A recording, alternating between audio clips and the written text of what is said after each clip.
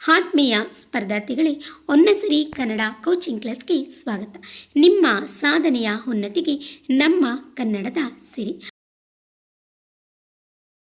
UGC net, KSET ಮತ್ತು ಎಲ್ಲ ಕನ್ನಡ ಸ್ಪರ್ಧಾತ್ಮಕ ಪರೀಕ್ಷೆಯಲ್ಲಿ ಉತ್ತೀರ್ಣರಾಗಲು ಶ್ರಮಿಸುತ್ತಿರುವ ವಿದ್ಯಾರ್ಥಿಗಳಿಗಾಗಿ ಹೊನ್ನಸಿರಿ ಕನ್ನಡ ಕೋಚಿಂಗ್ ಕ್ಲಾಸ್ ಪಠ್ಯಕ್ರಮ ಆಧಾರಿತ ವಿಶೇಷ ತರಗತಿಗಳನ್ನು ಹಮ್ಮಿಕೊಂಡಿದೆ. ಈ ಅವಕಾಶವನ್ನು ನೀವೆಲ್ಲ ಸದುಪಯೋಗಪಡಿಸಿಕೊಂಡು ಆದಷ್ಟು ಬೇಗ ಯುಜಿಸಿ ನೆಟ್, ಕೆಸೆಟ್ ಪರೀಕ್ಷೆಗಳಲ್ಲಿ ಉತ್ತೀರ್ಣರಾಗಬೇಕು ಎಂದು ಶುಭ ಹಾರೈಸುತ್ತೇನೆ. ಕನ್ನಡ ಸಿರಿಯ ಈ ಜ್ಞಾನದ ಪಯಣದಲ್ಲಿ ನಮ್ಮ ಜೊತೆಗೂಡಲು ವಿಡಿಯೋವನ್ನು ಲೈಕ್ ಮಾಡಿ, ನಿಮ್ಮ ಸ್ನೇಹಿತರೊಂದಿಗೆ ಶೇರ್ ಮಾಡಿ. ಇಂತಹ ಮತ್ತಷ್ಟು ಉಪಯುಕ್ತ ತರಗತಿಗಳಿಗಾಗಿ ನಮ್ಮ ಚಾನಲ್ಗೆ ಈಗಲೇ ಸಬ್ಸ್ಕ್ರೈಬ್ ಆಗಿ, ಪಕ್ಕದಲ್ಲೇ ಇರುವ ಬೆಲ್ ಐಕಾನ್ ಕ್ಲಿಕ್ ಮಾಡಿ. ಧನ್ಯವಾದಗಳು. ನಿಮ್ಮ ಸಾಧನೆಯ ಹಾದಿಗೆ ನಮ್ಮ ಕನ್ನಡದ ಸಿರಿ ಹೊನ್ನಸಿರಿ ಶುಭವಾಗಲಿ. ಆತ್ಮೀಯ ಸ್ಪರ್ಧಾರ್ಥಿಗಳೇ, ನಾವು ಪ್ರಸ್ತುತ ತರಗತಿಯಲ್ಲಿ ಪ್ರಾಚೀನ ಕನ್ನಡ ಸಾಹಿತ್ಯ ಮತ್ತು ರಾಜಶ್ರೀಯ ಇದಕ್ಕೆ ಸಂಬಂಧಿಸಿದಂತೆ ಅಂದರೆ ರಾಷ್ಟ್ರಕೂಟರು ಇದಕ್ಕೆ ಸಂಬಂಧಿಸಿದಂತೆ ನಾನು ಮುಖ್ಯವಾಗಿ 2 ವಿಡಿಯೋಗಳನ್ನು ಮಾಡಲಾಗಿದೆ. ವಿಡಿಯೋ ಭಾಗ 1ರಲ್ಲಿ ಪ್ರಾಚೀನ ಕನ್ನಡ ಸಾಹಿತ್ಯ ಮತ್ತು ರಾಜಶ್ರೀಯದಲ್ಲಿ ರಾಷ್ಟ್ರಕೂಟರಿಗೆ ಸಂಬಂಧಿಸಿದಂತೆ ವಿಷಯದ ವಿವರಣೆಯನ್ನು ನಾವು ವಿಡಿಯೋ ಭಾಗ 1ರಲ್ಲಿ ನೋಡಬಹುದು. ಹಾಗೆಯೇ ವಿಡಿಯೋ ಭಾಗ 2ರಲ್ಲಿ ರಾಷ್ಟ್ರಕೂಟರಿಗೆ ಸಂಬಂಧಿಸಿದಂತೆ ಪರೀಕ್ಷಾ ದೃಷ್ಟಿಯಿಂದ ಕೇಳಬಹುದಾದಂತಹ ಪ್ರಮುಖ ಬಹು ಆಯ್ಕೆ ಪ್ರಶ್ನೆಗಳನ್ನು ನಾನು ವಿಡಿಯೋ ಭಾಗ 2ರಲ್ಲಿ ಕೊಡುತ್ತೇನೆ. ಹಾಗೆಯೇ ಈ ವಿಡಿಯೋ ಭಾಗ 2ರಲ್ಲಿ ಕೇಳಲಾಗುವಂತಹ ಪ್ರಮುಖ ಬಹು ಆಯ್ಕೆ ಪ್ರಶ್ನೆಗಳಿಗೆ ನೀವು ಕಾಮೆಂಟ್ ಬಾಕ್ಸ್ನಲ್ಲಿ ಉತ್ತರವನ್ನು ಬರೀಬೇಕಾಗುತ್ತೆ. ಹಾಗೆ ನಾನು ಇದಕ್ಕೆ ಡಿಸ್ಕ್ರಿಪ್ಷನಲ್ಲೂ ಕೂಡ ನಾನು ಕೀ ಉತ್ತರಗಳನ್ನ ಕೊಟ್ಟಿದ್ದೀನಿ. ನಿಮಗೆ ಗೊಂದಲ ಆದರೆ ನೀವು ಅದರಲ್ಲಿ ಕೀ ಉತ್ತರಗಳನ್ನ ನೋಡ್ಕೊಳ್ಳಿ.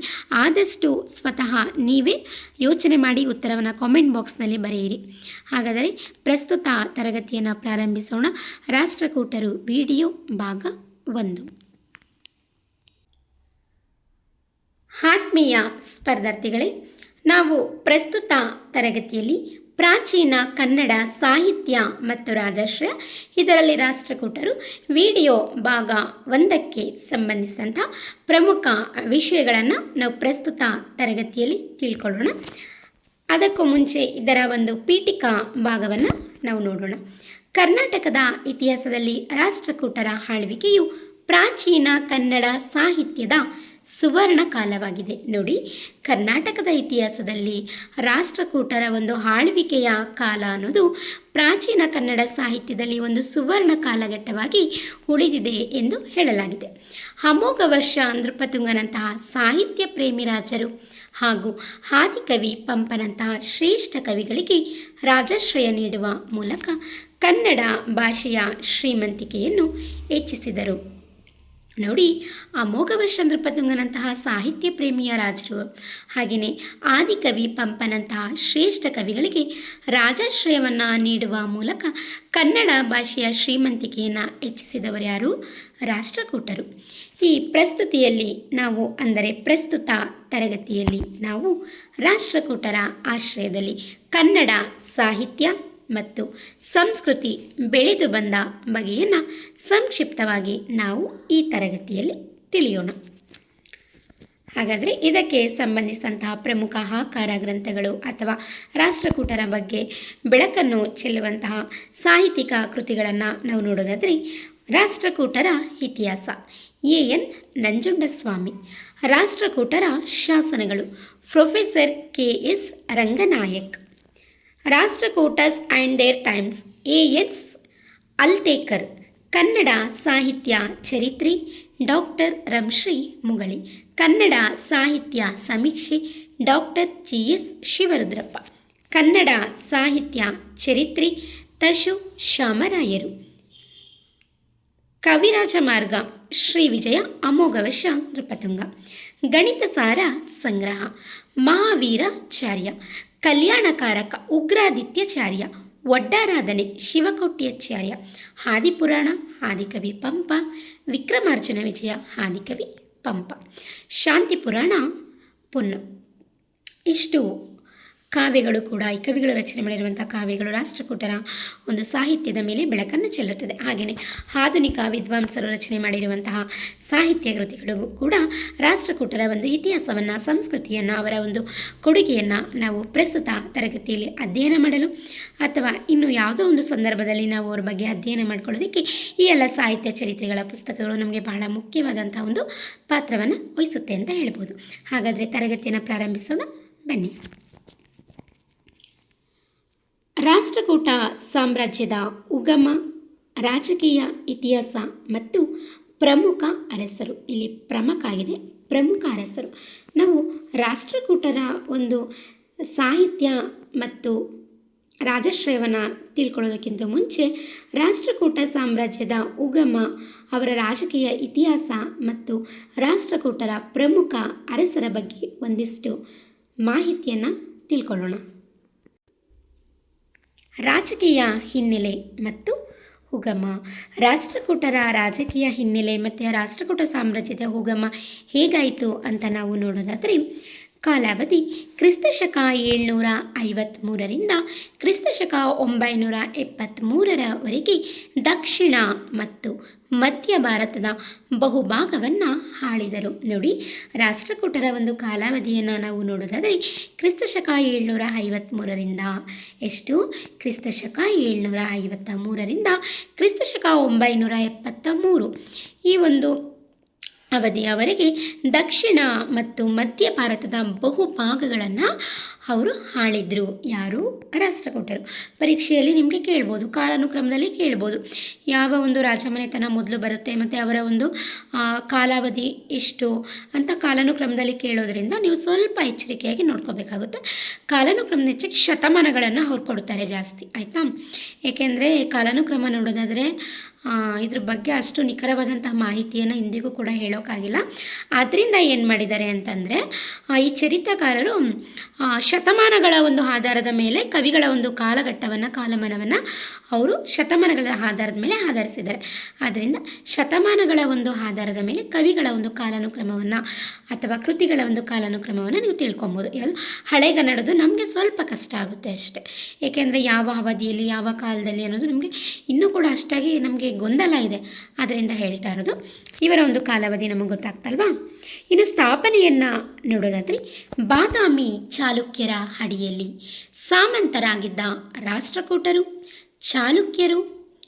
ಚಾಲುಕ್ಯರ ಕೊನೆಯ ಅರಸ 2ನೇ ಕೀರ್ತಿವರ್ಮನನ್ನು ಸೋಲಿಸಿ ಸ್ವತಂತ್ರ ಸಾಮ್ರಾಜ್ಯ ಸ್ಥಾಪಿಸಿದರು.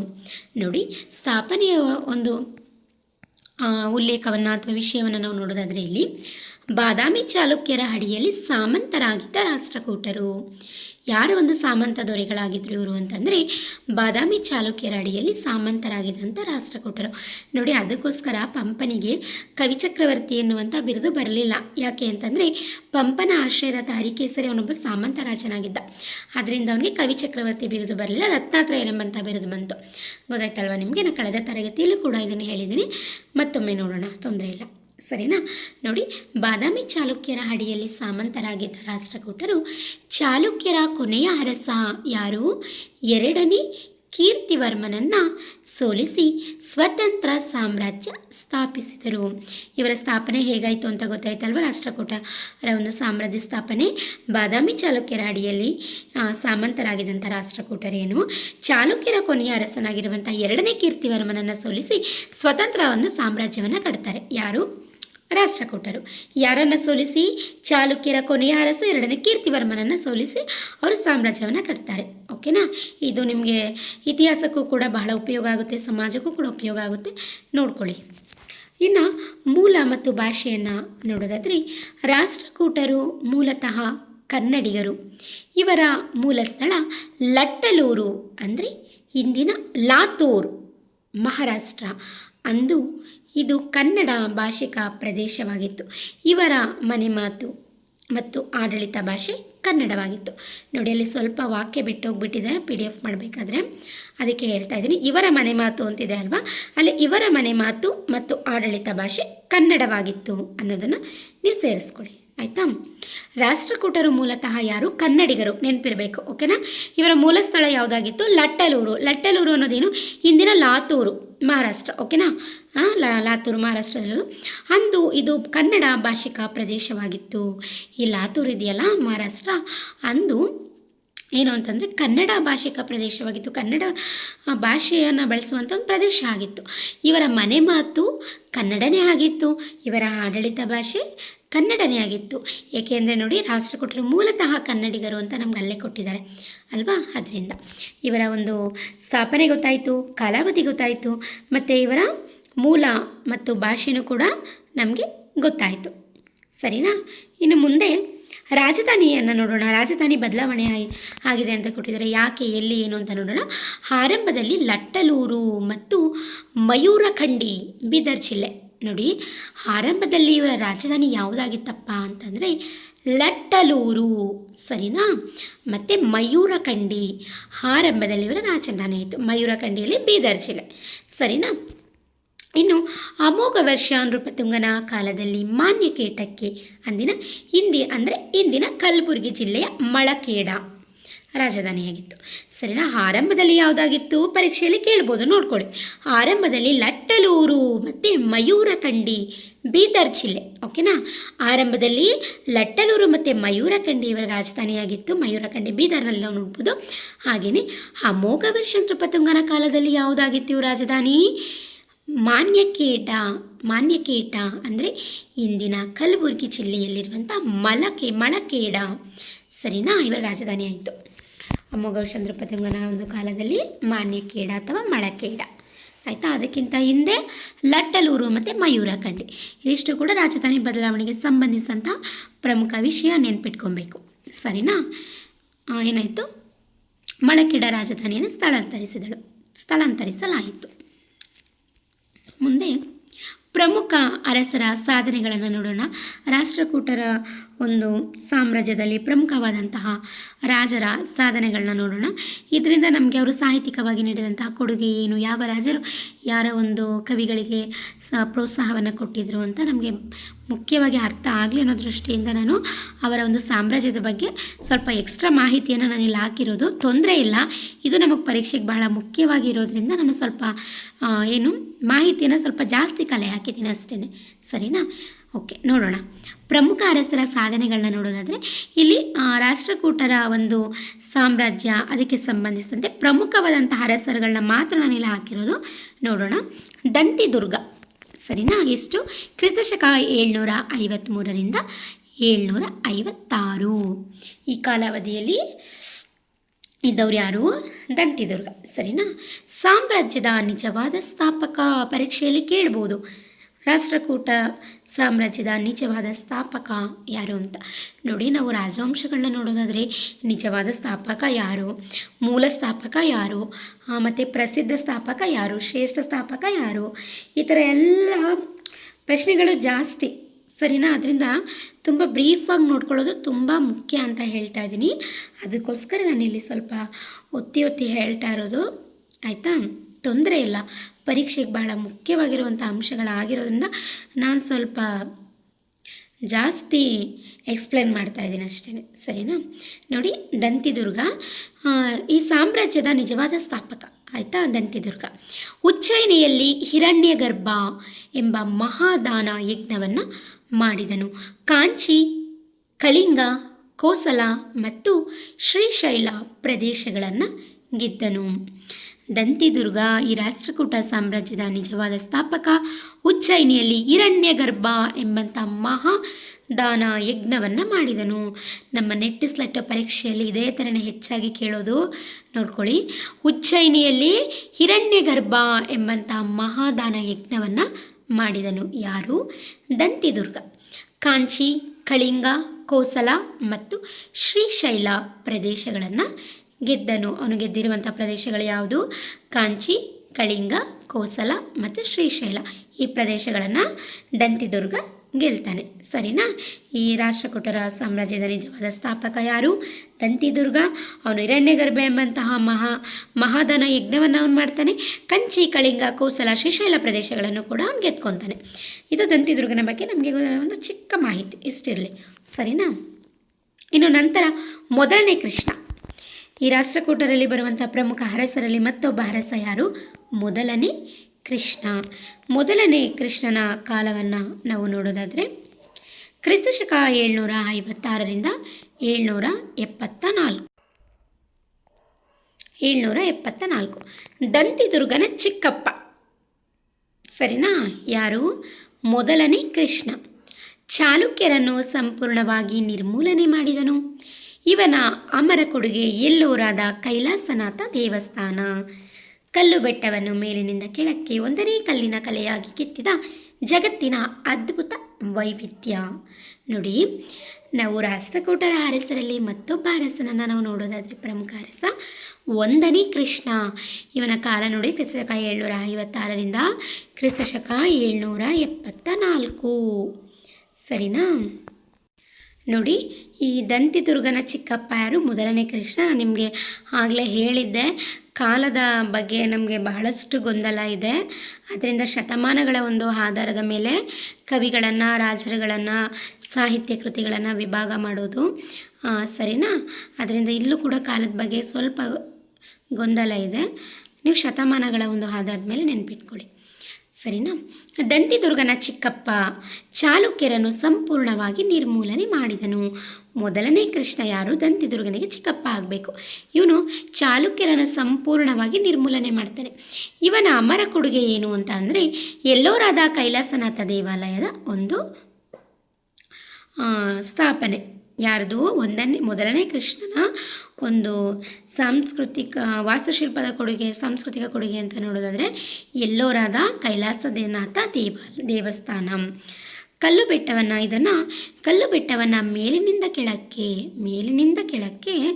ಒಂದೇ ಕಲ್ಲಿನ ಕಲೆಯಾಗಿ ಕೆತ್ತಿದ ಜಗತ್ತಿನ ಅದ್ಭುತ ವೈವಿಧ್ಯ. ನೋಡಿ, ಈ ಕಲ್ಲು ಬೆಟ್ಟವನ್ನು ಅದು ಮೇಲಿನಿಂದ ಕೆಳಕ್ಕೆ, ಸರಿನಾ? ಮೇಲಿನಿಂದ ಕೆಳಕ್ಕೆ ಒಂದೇ ಕಲ್ಲಿನ ಮೇಲೆ ಕೆತ್ತಿರುವಂಥ ಒಂದು ಕಲೆ ಇದು. ಸರಿನಾ? ಜಗತ್ತಿನ ಅದ್ಭುತ ವೈವಿಧ್ಯತೆಯಾಗಿದೆ. ಇದು ವೈವಿಧ್ಯ ಅಂತ ನಾವು ಇಲ್ಲಿ ಹೇಳ್ಬೋದು. ಇನ್ನು ನೋಡ್ಬೋದಾದಂಥ ಮತ್ತೊಬ್ಬ ಅರಸ ಧ್ರುವ ಧಾರಾವರ್ಷ. ಆಯಿತಾ? ಇವನ ಕಾಲ ಕ್ರಿಸ್ತಶಕ 780ರಿಂದ 793. ರಾಷ್ಟ್ರಕೂಟರ ಇತಿಹಾಸದಲ್ಲಿ ಉತ್ತರ ಭಾರತದ ದಂಡಯಾತ್ರೆ ಆರಂಭಿಸಿದ ಧೀರ.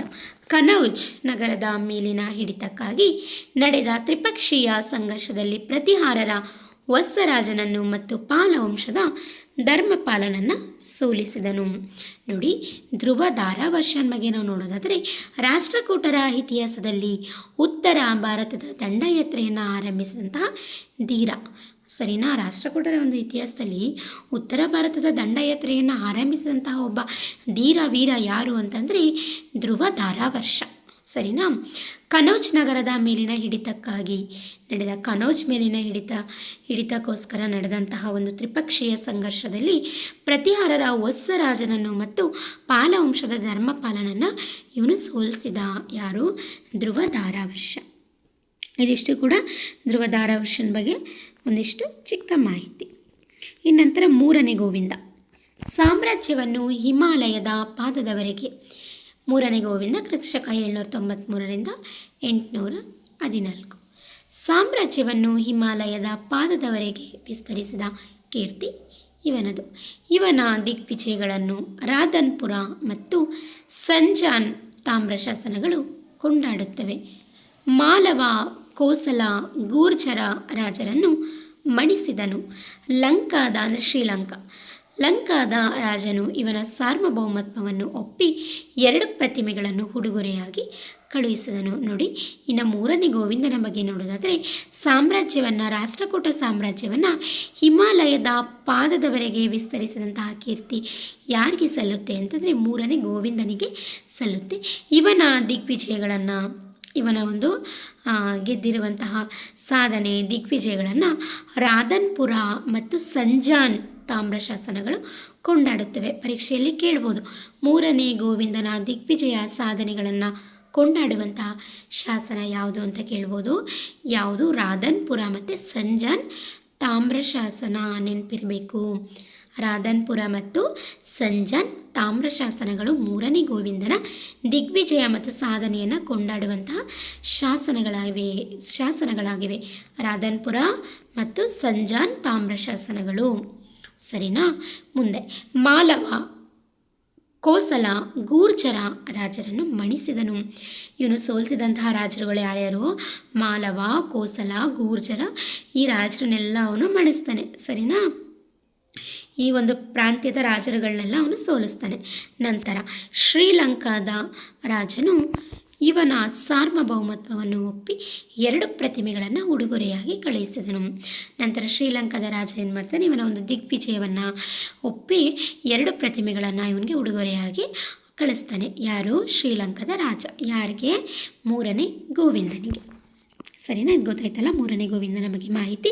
ಮತ್ತು ಅವನ ದಿಗ್ವಿಜಯ ಸಾಧನೆಯನ್ನು ಕೊಂಡಾಡುವಂಥ ಶಾಸನ ರಾಧನ್ಪುರ ಮತ್ತು ಸಂಜಾನ್ ತಾಮ್ರ ಶಾಸನ. ಅವನು ಸೋಲಿಸಿದಂಥ ಪ್ರಾಂತ್ಯಗಳು ಮಾಲವ, ಕೋಸಲ, ಗೂರ್ಜ. ಆಯಿತಾ? ಅವನಿಗೆ ಸಾರ್ವಭೌಮತ್ವವನ್ನು ಒಪ್ಪಿ ಅವನಿಗೆ ಉಡುಗೊರೆಯಾಗಿ ಕೊಟ್ಟಿದ್ಯಾರು? ಶ್ರೀಲಂಕಾದ ರಾಜ. ಇಷ್ಟು ಕೂಡ ನಿಮಗೆ ನೆನಪಿರಬೇಕು. ಇನ್ನು ಮುಂದೆ ನೋಡಿದರೆ 4ನೇ ಇಂದ್ರ ಮತ್ತು 2ನೇ ಕರ್ಕ. ಇವರು ರಾಷ್ಟ್ರಕೂಟರ ಕೊನೆಯ ಅರಸರು. ಯಾರು? 4ನೇ ಇಂದ್ರ ಮತ್ತು 2ನೇ ಕರ್ಕ ರಾಷ್ಟ್ರಕೂಟರ ಕೊನೆಯ ಅರಸರು. ಕ್ರಿಸ್ತಶಕ 973ರಲ್ಲಿ ಕಲ್ಯಾಣ ಚಾಲುಕ್ಯರ ಸ್ಥಾಪಕ ತೈಲಪ್ಪನು ಇವರನ್ನು ಸೋಲಿಸುವುದರೊಂದಿಗೆ ರಾಷ್ಟ್ರಕೂಟರ ಆಳ್ವಿಕೆ ಕೊನೆಗೊಂಡಿತು. ನೋಡಿ, 4ನೇ ಇಂದ್ರ ಮತ್ತು 2ನೇ ಕರ್ಕ ರಾಷ್ಟ್ರಕೂಟರ ಕೊನೆಯ ಅರಸರಾಗಿದ್ದರು. ಕ್ರಿಸ್ತಶಕ 973ರಲ್ಲಿ ಕಲ್ಯಾಣ ಚಾಲುಕ್ಯರ ಸ್ಥಾಪಕ ತೈಲಪ್ಪನು ಕಲ್ಯಾಣ ಚಾಲುಕ್ಯರ ಸ್ಥಾಪಕನಾದಂಥ ತೈಲಪ್ಪನು ಇವರನ್ನು ಸೋಲಿಸುವುದರೊಂದಿಗೆ ರಾಷ್ಟ್ರಕೂಟರ ಆಳ್ವಿಕೆಯನ್ನು ಕೊನೆಗಾಣಿಸ್ತಾನೆ. ಯಾರು? 4ನೇ ಇಂದ್ರ ಮತ್ತು 2ನೇ ಕರ್ಕ.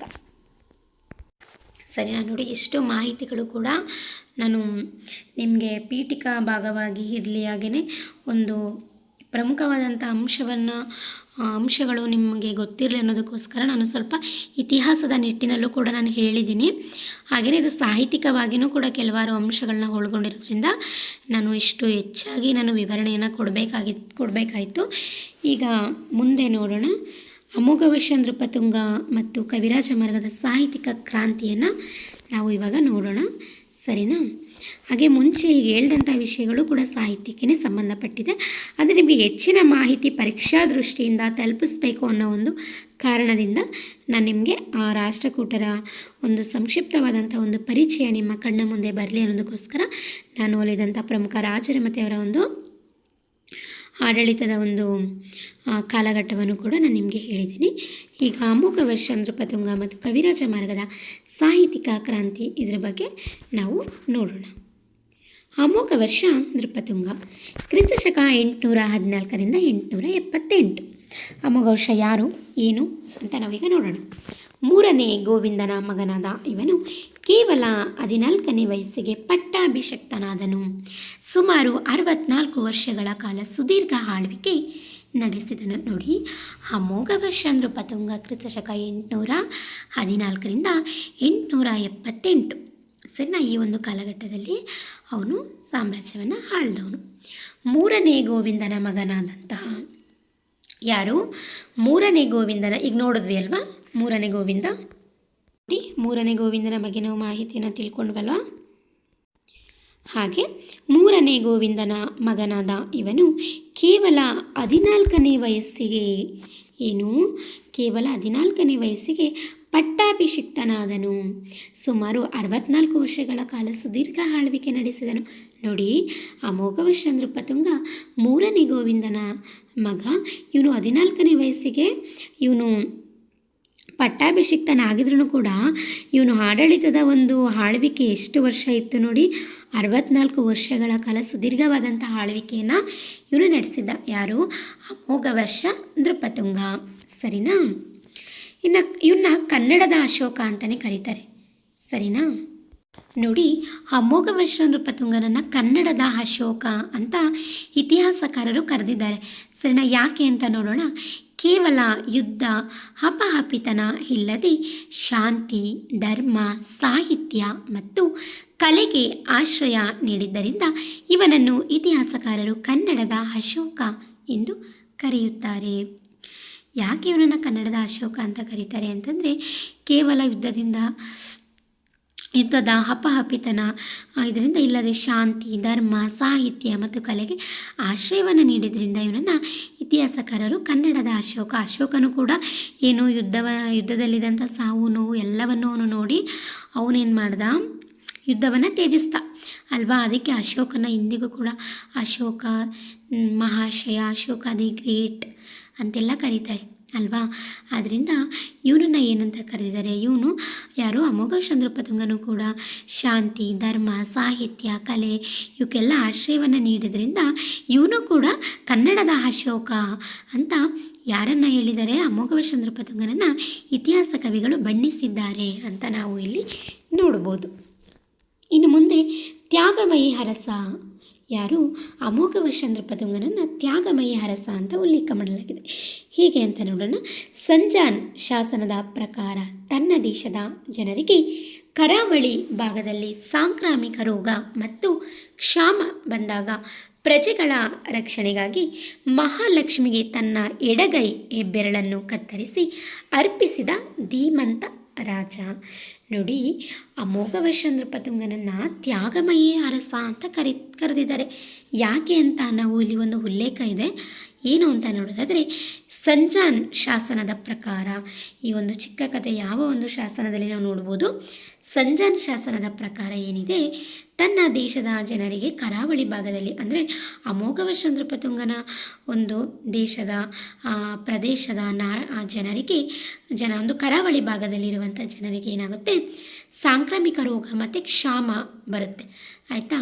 ಇದರಿಂದ ಅಮೋಘ ಚಂದ್ರಪತುಂಗ ಏನು ಮಾಡ್ತಾನೆ, ಪ್ರಜೆಗಳ ರಕ್ಷಣೆಗೋಸ್ಕರ ಪ್ರಜೆಗಳು ಬೇಗ ಚೇತರಿಸ್ಕೋಬೇಕು ಅನ್ನುವಂತಹ ಒಂದು ನಿಟ್ಟಿನಿಂದ ಮಹಾಲಕ್ಷ್ಮೀ ದೇವಿಗೆ ಅವನು ಏನು ಮಾಡ್ತಾನೆ, ತನ್ನ ಎಡಗೈ ಹೆಬ್ಬೆರಳನ್ನು ಕತ್ತರಿಸ್ಕೊಳ್ತಾನೆ. ಯಾರು ಅಮೋಘ ಚಂದ್ರಪತುಂಗ ತನ್ನ ಎಡಗೈ ಬೆರಳನ್ನು ಕತ್ತರಿಸಿ ಅರ್ಪಿಸಿದಂಥ ಧೀಮಂತ ರಾಜ. ಅದರಿಂದ ರಾಜನನ್ನು ತ್ಯಾಗಮಯಿ ರಾಜ ಅಂತಲೂ ಕೂಡ ಕರೆಯಲಾಗಿದೆ. ಯಾವ ಒಂದು ಶಾಸನದಲ್ಲಿ, ಸಂಜಾನ್ ಶಾಸನದ ಪ್ರಕಾರ ಯಾರು ಅಮೋಘ ಚಂದ್ರಪತುಂಗನನ್ನು ತ್ಯಾಗಮಯಿ ಅರಸ ಅಂತ ನಾವು ಅಲ್ಲಿ ನೋಡ್ಬೋದು. ಕಾರಣ ಗೊತ್ತಾಯಿತು, ಅವನ ಒಂದು ದೇಶದ ಒಂದು ಕರಾವಳಿ ಭಾಗದಲ್ಲಿದ್ದಂತಹ ಜನರಿಗೆ ಸಾಂಕ್ರಾಮಿಕ ರೋಗ ಮತ್ತು ಕ್ಷಾಮ ಬಂದಾಗ ಪ್ರಜೆಗಳ ಒಂದು ರಕ್ಷಣೆಗೋಸ್ಕರ ಮಹಾಲಕ್ಷ್ಮೀ ದೇವಿಗೆ ತನ್ನ ಎಡಗೈ ಹೆಬ್ಬೆರಳನ್ನು ಅವನು ಕತ್ತರಿಸಿ ಅರ್ಪಿಸಿದಂಥ ಒಂದು ಧೀಮಂತ ರಾಜ ಎನ್ನುವಂಥ ಒಂದು ಹೆಗ್ಗಳಿಕೆಗೂ ಕೂಡ, ಹಾಗೆಯೇ ತ್ಯಾಗಮಯಿ ಅರಸ ಎಂಬಂಥ ಒಂದು ಹೆಗ್ಗಳಿಕೆಗೂ ಕೂಡ ಅವನು ಪಾತ್ರನಾಗಿದ್ದಾನೆ.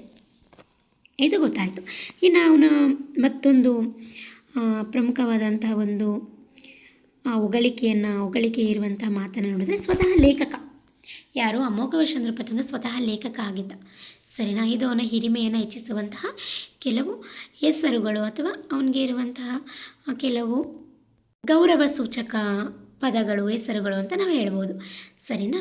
ಸ್ವತಃ ಲೇಖಕ ಆಗಿದ್ದ. ಸಂಸ್ಕೃತದಲ್ಲಿ ಪ್ರಶ್ನೋತ್ತರ ರತ್ನಮಾಲಿಕಾ ಎಂಬ ದಾರ್ಶನಿಕ ಕೃತಿಯನ್ನು ಇವನೇ ಬರೆದಿದ್ದಾನೆ. ನೋಡಿ, ಸಂಸ್ಕೃತ ಭಾಷೆಯಲ್ಲಿ ಪ್ರಶ್ನೋತ್ತರ ರತ್ನಮಾಲಿಕಾ ಎಂಬಂಥ ಒಂದು ದಾರ್ಶನಿಕ ಕೃತಿಯನ್ನು ಇವನೇ ಬರೆದಿದ್ದಾನೆ ಅಂತ ಹಲವಾರು ಉಲ್ಲೇಖಗಳು ನಮಗೆ ತಿಳಿಸ್ತವೆ. ಇದರಿಂದ ಅವನು ಸ್ವತಃ ಲೇಖಕ ಆಗಿದ್ದ, ಆಯಿತಾ. ಇನ್ನು ಮುಂದುವರೆದು ಕವಿರಾಜ ಮಾರ್ಗದ ಒಂದು ಆಳವಾದ ವಿಶ್ಲೇಷಣೆಯನ್ನು ನೋಡೋದಾದರೆ, ಇದು ಕವಿರಾಜ ಮಾರ್ಗ ಅನ್ನೋದು ಇದೊಂದು ಲಕ್ಷಣ ಗ್ರಂಥ. ನೋಡಿ, ಕನ್ನಡದ ಅತ್ಯಂತ ಮೊದಲ ಉಪಲಬ್ಧ ಲಕ್ಷಣ ಗ್ರಂಥ ಯಾವುದು? ಕವಿರಾಜ ಮಾರ್ಗ. ಕನ್ನಡದ ಮೊದಲ ಉಪಲಬ್ಧವಾಗಿರುವಂಥ ಲಕ್ಷಣ ಗ್ರಂಥ ಯಾವುದು ಅಂತಂದರೆ ಕವಿರಾಜ ಮಾರ್ಗ. ಇದು ಸಂಸ್ಕೃತದ ಭಾಮಹನ ಕಾವ್ಯಾಲಂಕಾರ ಮತ್ತು ದಂಡಿಯ ಕಾವ್ಯಾದರ್ಶ ಗ್ರಂಥಗಳ ಪ್ರಭಾವವನ್ನು ಹೊಂದಿದೆ. ನೋಡಿ, ಕವಿರಾಜ ಮಾರ್ಗ ಇದಕ್ಕೆ ಯಾರ ಒಂದು ಪ್ರಭಾವ ಅಂತ ನೋಡೋದಾದರೆ ಹೆಚ್ಚಾಗಿ ದಂಡಿಯ ಕಾವ್ಯದರ್ಶ ಅಂತಲೇ ಅಂದ್ಕೊಂಡಿದ್ವಿ, ಆಯಿತಾ. ಇದನ್ನು ಆಳವಾಗಿ ನಾವು ವಿಶ್ಲೇಷಣೆ ಮಾಡಿದಾಗ ಈ ಒಂದು ಲಕ್ಷಣ ಗ್ರಂಥಕ್ಕೆ ಭಾಮಹನ ಕಾವ್ಯಾಲಂಕಾರ, ದಂಡಿಯ ಕಾವ್ಯದರ್ಶ ಎಷ್ಟು ಪ್ರಭಾವವನ್ನು ಬೀರಿದೆಯೋ ಹಾಗೆಯೇ ಸಂಸ್ಕೃತದ ಭಾಮಹನ ಕಾವ್ಯಾಲಂಕಾರನೂ ಕೂಡ, ಅದೊಂದು ಗ್ರಂಥವು ಕೂಡ ಅಷ್ಟೇ ಪ್ರಭಾವವನ್ನು ಬೀರಿದೆ ಅಂತ ನಾವು ಇಲ್ಲಿ ನೋಡ್ಬೋದು. ನೋಡಿ, ಭಾಮಹ ಮತ್ತು ದಂಡಿ ಇವ್ರ ಬಗ್ಗೆ ನಾವು ಹೆಚ್ಚಾಗಿ ಭಾರತೀಯ ಕಾವ್ಯಮೀಮಾಂಸೆ ಈ ಒಂದು ವಿಷಯದಲ್ಲಿ ನಾವು ಚೆನ್ನಾಗಿ ತುಂಬ ಆಳವಾಗಿ ಇವ್ರ ಬಗ್ಗೆ ಅಧ್ಯಯನ ಮಾಡ್ಬೋದು. ಆದ್ದರಿಂದ ಮುಂದಿನ ತರಗತಿಯಲ್ಲಿ ಬರುವಂತಹ ಭಾರತೀಯ ಕಾವ್ಯಮೀಮಾಂಸೆ ಇದ್ರ ಬಗ್ಗೆ ಅಧ್ಯಯನ ಮಾಡಿದಾಗ ಈ ಭಾಮಹ ಮತ್ತು ದಂಡಿಯವ್ರ ಬಗ್ಗೆ ತುಂಬ ಆಳವಾಗಿ ನಾವು ತಿಳ್ಕೊಳ್ಳೋಣ. ಈಗ ಪ್ರಸ್ತುತ ತರಗತಿಯಲ್ಲಿ ಇಷ್ಟು ಸಾಕು, ಸರಿನಾ? ಇವನು ಸಂಸ್ಕೃತದ ಭಾಮಹ, ಕಾವ್ಯಾಲಂಕಾರ ಮತ್ತು ದಂಡಿಯ ಕಾವ್ಯದರ್ಶ ಈ ಗ್ರಂಥಗಳು ಕವಿರಾಜ ಮಾರ್ಗದ ಮೇಲೆ ಒಂದು ಪ್ರಭಾವವನ್ನು ಬೀರಿದೆ ಅಂತ ನಾವು ಇಲ್ಲಿ ನೋಡ್ಬೋದಾಗಿದೆ. ಇನ್ನು ಕರ್ತೃತ್ವದ ಸತ್ಯತೆಯನ್ನು ನೋಡೋದಾದರೆ, ಅಂದರೆ ಈ ಕವಿರಾಜ ಮಾರ್ಗದ ಈ ಗ್ರಂಥದ ರಚನೆಕಾರರು ಯಾರು, ಇದರ ಸತ್ಯ ಏನು ಅಸತ್ಯ ಏನು ಅಂತ ನಾವು ನೋಡೋದಾದರೆ ನೋಡಿ, ಆರಂಭದಲ್ಲಿ ನೃಪತುಂಗನೇ ಬರೆದಿದ್ದಾನೆ ಎನ್ನಲಾಗುತ್ತಿತ್ತು ಅಲ್ವಾ. ನಾವೆಲ್ಲ ಓದ್ಕೊಂಡಿದ್ವಿ ಡಿಗ್ರಿಲೆಲ್ಲ, ಏನು ಈ ಅಮೋಘವರ್ಷ ನೃಪತುಂಗ ಅವನೇ ಕವಿರಾಜ ಮಾರ್ಗವನ್ನು ಬರೆದಿದ್ದಾನೆ ಅಂತ ನಾವೆಲ್ಲ ಓದ್ಕೊಂಡಿದ್ವಿ. ಆದರೆ ಇದು ಹೋಗ್ತಾ ಹೋಗ್ತಾ ಏನಾಯಿತು, ತುಂಬ ಆಳವಾದಂಥ ಒಂದು ಅಧ್ಯಯನಕ್ಕೆ ಇದು ಏನಂದರೆ ಕಾಲ ಕಳೆದಂತೆ ಇದ್ರ ಬಗ್ಗೆ ಇದ್ದಂತಹ ಪೂರ್ವಗ್ರಹವನ್ನು ನಮಗೆ ಆಧುನಿಕ ಕವಿಚರಿತೆಕಾರರು ನಮಗೆ ಇದನ್ನು ಬಗೆಹರಿಸಿದ್ದಾರೆ ಅಂತ ನೋಡ್ಬೋದು. ಹಾಗಾದರೆ ನೋಡೋಣ, ಈ ಕರ್ತೃತ್ವದ ಸತ್ಯತೆ ಏನು ಅಂತ ನೋಡೋದಾದರೆ, ಅಂದರೆ ಕವಿರಾಜ ಮಾರ್ಗ ಎಂಬಂತಹ ಗ್ರಂಥ ಇದೆ ಅಲ್ವಾ, ಇದನ್ನ ರಚಿಸಿದವರು ನಾವು ಕವಿರಾಜ ಮಾರ್ಗ ಅಂದರೆ ಅಮೋಘವರ್ಷ ನೃಪತುಂಗ ಅಂತಲೇ ಅಂದ್ಕೊಂಡಿದ್ವಿ, ಆಯಿತಾ. ಅದರಿಂದ ಈ ಕರ್ತೃತ್ವದ ಬಗ್ಗೆ ಇರುವಂಥ ಸತ್ಯತೆಯನ್ನು ನಾವು ಇಲ್ಲಿ ನೋಡೋದಾದರೆ, ಆರಂಭದಲ್ಲಿ ನೃಪತುಂಗನೇ ಬರೆದಿದ್ದಾನೆ ಎನ್ನಲಾಗುತ್ತಿತ್ತು. ನೋಡಿ, ಆರಂಭದಲ್ಲಿ ಅಮೋಘವರ್ಷ ನೃಪತುಂಗನೇ ಬರೆದಿದ್ದಾನೆ ಯಾವುದನ್ನ, ಈ ಕವಿರಾಜ ಮಾರ್ಗವನ್ನು ಅಂತ ಹೇಳಲಾಗ್ತಿತ್ತು. ಆದರೆ ಆಧುನಿಕ ಸಂಶೋಧಕರಾದ ಎಂ.ವಿ. ಸೀತಾರಾಮಯ್ಯ ಮತ್ತು ತೀನ ಶ್ರೀಕಂಠಯ್ಯ ಅವರ ಪ್ರಕಾರ ನೃಪತುಂಗನ ಆಸ್ಥಾನ ಕವಿಯಾದಂತಹ ಶ್ರೀವಿಜಯನು ರಾಜನ ಇಷ್ಟದಂತೆ ರಾಜನ ಹೆಸರಿನಲ್ಲಿ ಈ ಕೃತಿಯನ್ನು ರಚಿಸಿದನು. ನೋಡಿ, ನಮಗೆ ಇಲ್ಲಿ ಕವಿಚರಿತೆಕಾರರು ಒಂದು ಸ್ಪಷ್ಟವಾದಂತಹ ಒಂದು ಮಾಹಿತಿಯನ್ನು ನಮಗೆ ಇಲ್ಲಿ ಕೊಟ್ಟಿದ್ದಾರೆ. ಆರಂಭದಲ್ಲಿ ನೃಪತುಂಗನೇ ಬರೆದಿದ್ದಾನೆ ಅಂತ ಹೇಳಲಾಗ್ತಿತ್ತಲ್ಲ, ನಾವೆಲ್ಲ ನಂಬ್ಕೊಂಡಿದ್ವಿ ಆವಾಗ. ಆದರೆ ಆಧುನಿಕ ಸಂಶೋಧಕರಾದಂತಹ ಎಂ.ವಿ. ಸೀತಾರಾಮಯ್ಯ ಮತ್ತು ತೀನಂ ಶ್ರೀಕಂಠಯ್ಯ ಅವ್ರ ಪ್ರಕಾರ ಈ ನೃಪತುಂಗ ಅಂದರೆ ಅಮೋಘವರ್ಷನ ನೃಪತುಂಗನ ಆಸ್ಥಾನದಲ್ಲಿ ಶ್ರೀವಿಜಯ ಎನ್ನುವಂತಹ ರಾಜ ಇದ್ದ. ಆ ಶ್ರೀವಿಜಯ ರಾಜ ಅಮೋಘವರ್ಷ ನೃಪತುಂಗನ ಒಂದು ಹೆಸರಿನಲ್ಲೇ ಈ ಕೃತಿಯನ್ನು ಅವನು ರಚನೆ ಮಾಡಿರೋದು ಅಂತ ನಮಗೆ ಆಧುನಿಕ ಸಂಶೋಧನೆಯಿಂದ ನಮಗೆ ತಿಳಿದು ಬಂದಿದೆ ಅಂತ ನಾವು ಇಲ್ಲಿ ಹೇಳ್ಬೋದು. ಇದು ಈ ಕರ್ತೃತ್ವದ ಈ ಕವಿರಾಜ ಮಾರ್ಗ ಎಂಬಂಥ ಗ್ರಂಥದ ಒಂದು ಸತ್ಯತೆಯಾಗಿದೆ ಅಂತ ನಾವು ನೋಡಬಹುದಾಗಿದೆ. ಇನ್ನು ಮುಂದೆ ಕನ್ನಡ ನಾಡಿನ ಗಡಿ ನೋಡಿ, ಕವಿರಾಜ ಮಾರ್ಗ ಎಂಬಂತಹ ಒಂದು ಗ್ರಂಥವನ್ನು ನಾವಿಲ್ಲಿ ನೋಡಿದ್ವಿ ಅಲ್ವಾ, ಲಕ್ಷಣ ಗ್ರಂಥ. ಈ ಲಕ್ಷಣ ಗ್ರಂಥದಲ್ಲಿ ಕನ್ನಡ ನಾಡಿನ ಗಡಿಯ ಬಗ್ಗೆ ಉಲ್ಲೇಖ ಇದೆ.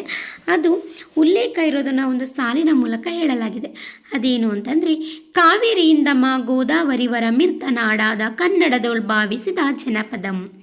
ಏನು, ಕಾವೇರಿಯಿಂದ ಗೋದಾವರಿವರ ಮಿರ್ದ ನಾಡಾದ ಕನ್ನಡದೊಳ್ ಭಾವಿಸಿದ ಜನಪದಂ.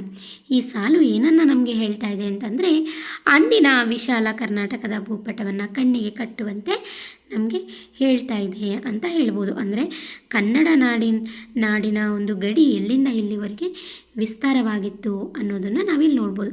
ಕಾವೇರಿಯಿಂದ ಗೋದಾವರಿಯವರೆಗೆ ಕೂಡ ಕನ್ನಡ ನಾಡು ವಿಸ್ತಾರವಾಗಿ ಹರಡಿತ್ತು ಅನ್ನೋದನ್ನು ನಾವು ಈ ಪದ್ಯದ ಒಂದು ಸಾಲಿನಲ್ಲಿ ನಾವು ನೋಡ್ಬೋದಾಗಿದೆ.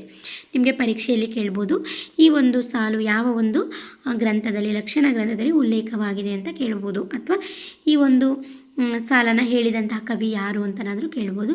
ಸೊ ಅದರಿಂದ ನಿಮಗೆ ಇದು ಚೆನ್ನಾಗಿ ನೆನ್ಪಿಟ್ಕೊಬೇಕು.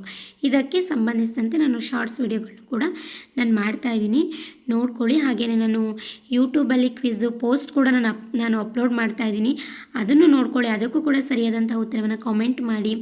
ಹಾಗೆಯೇ ಶಾರ್ಟ್ಸಲ್ಲೂ ನೋಡಿ, ಅಲ್ಲೂ ಕೂಡ ಕಮೆಂಟ್ ಮಾಡಿ. ಬಹು ಆಯ್ಕೆ ಪ್ರಶ್ನೆಗಳನ್ನು ಕೂಡ ನಾನು ಅಲ್ಲಿ ಕೊಡ್ತಾಯಿದ್ದೀನಿ. ಅದೆಲ್ಲ ನಿಮಗೆ ಪರೀಕ್ಷಾ ದೃಷ್ಟಿಯಿಂದ ಬಹಳ ಮುಖ್ಯವಾಗಿರುವಂಥ ಅಂಶಗಳಾಗಿವೆ.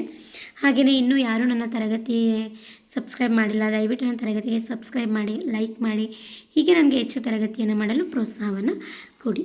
ಓಕೆ, ಗೊತ್ತಾಯ್ತಲ್ವ? ಕನ್ನಡ ನಾಡಿನ ಗಡಿಗೆ ಸಂಬಂಧಿಸಿದಂತಹ ವಿಚಾರ ನಾವು ಕವಿರಾಜ ಮಾರ್ಗ ಎಂಬಂಥ ಗ್ರಂಥದಲ್ಲಿ ಉಲ್ಲೇಖ ಆಗಿರೋದನ್ನು ನಾವು ನೋಡ್ಬೋದು.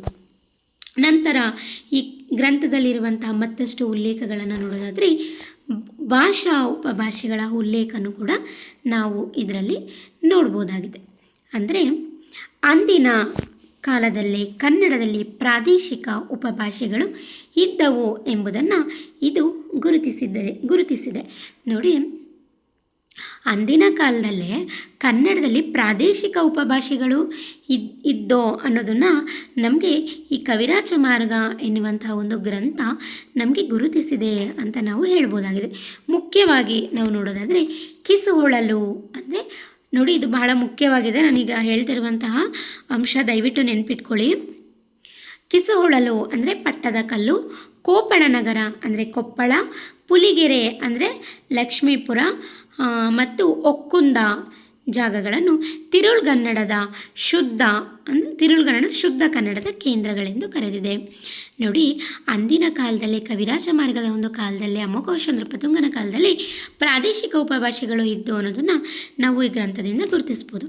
ಮುಖ್ಯವಾಗಿ ನೋಡೋದಾದರೆ ಕಿಸುಹೊಳಲು ಅಂದರೆ ಪಟ್ಟದ ಕಲ್ಲು, ಕೋಪಣನಗರ ಅಂದರೆ ಕೊಪ್ಪಳ, ಪುಲಿಗೆರೆ ಅಂದರೆ ಲಕ್ಷ್ಮೀಪುರ ಈ ಥರ, ಒಕ್ಕುಂದ ಈ ಜಾಗಗಳಲ್ಲಿ, ಈ ಪ್ರದೇಶಗಳಲ್ಲಿ ತಿರುಳ್ಗನ್ನಡವನ್ನು ಬಳಸ್ತಾ ಇದ್ರು. ತಿರುಳ್ಗನ್ನಡ ಬಳಸ್ತಿದ್ದಂತಹ ಕೇಂದ್ರಗಳಾಗಿದೆ ಅಂತ ನಾವು ಹೇಳ್ಬೋದು. ಯಾವುದು?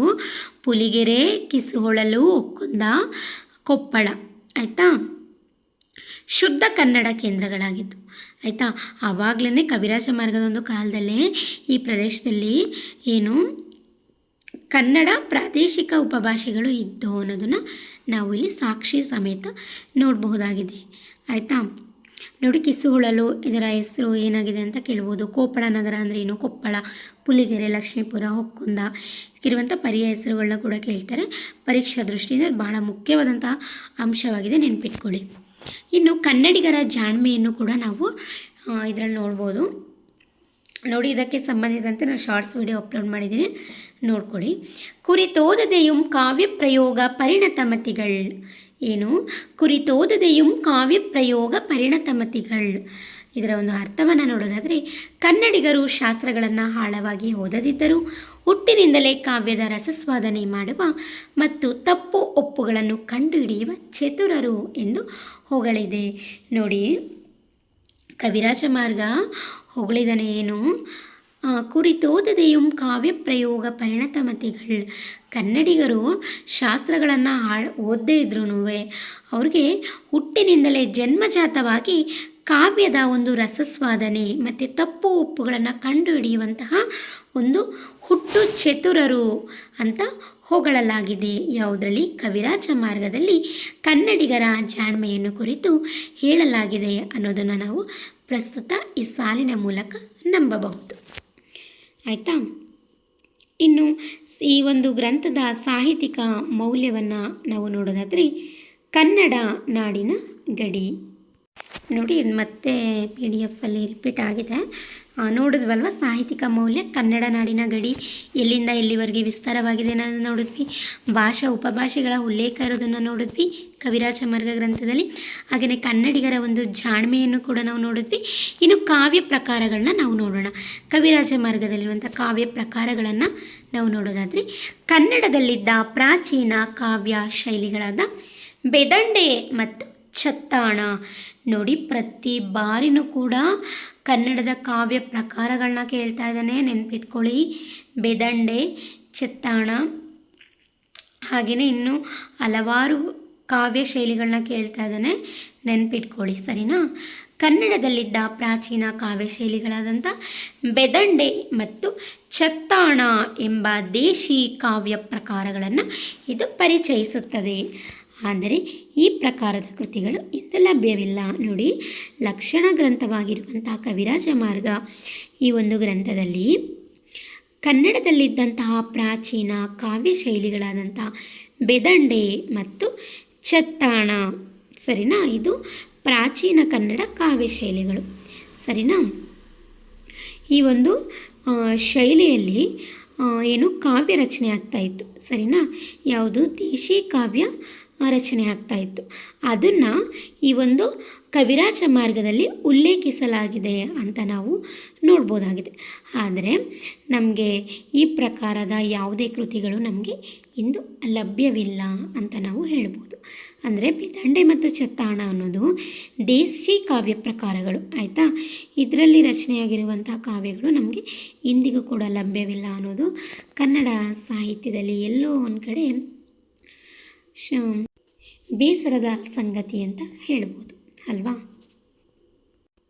ಹಾಗೆಯೇ ನೋಡಿ, ಕಾವ್ಯ ಪ್ರಕಾರಗಳಲ್ಲಿ ಬೇದಂಡೆ ಮತ್ತು ಚೆತ್ತಾಣ ಹಾಗೂ ಇನ್ನೂ ಹಲವಾರು ದೇಶಿ ಕಾವ್ಯ ಪ್ರಕಾರಗಳು ಬರುತ್ತೆ. ಇದನ್ನು ಮುಂದಿನ ತರಗತಿಯಲ್ಲಿ ಪ್ರತ್ಯೇಕವಾಗಿ ನಾವು ತಿಳ್ಕೊಳ್ಳೋಣ, ಸರಿನಾ. ನಾನು ಪ್ರತ್ಯೇಕವಾಗಿ ಇದಕ್ಕೆ ತರಗತಿಗಳನ್ನು ಮಾಡ್ತೀನಿ ಮುಂದೆ. ಈಗ ಇಷ್ಟು ನೋಡೋಣ. ಇದು ಕಾವ್ಯ ಪ್ರಕಾರಗಳು ನಮಗೆ ಗೊತ್ತಾಯಿತು. ಇದಿಷ್ಟು ಕೂಡ ಏನು ಕಾವ್ಯದಲ್ಲಿ ನಾವು ನೋಡುವಂತಹ ಒಂದು ಸಾಹಿತ್ಯಿಕ ಮೌಲ್ಯಗಳು ಅಂತ ನಾವು ಇಲ್ಲಿ ನೋಡ್ಬೋದು.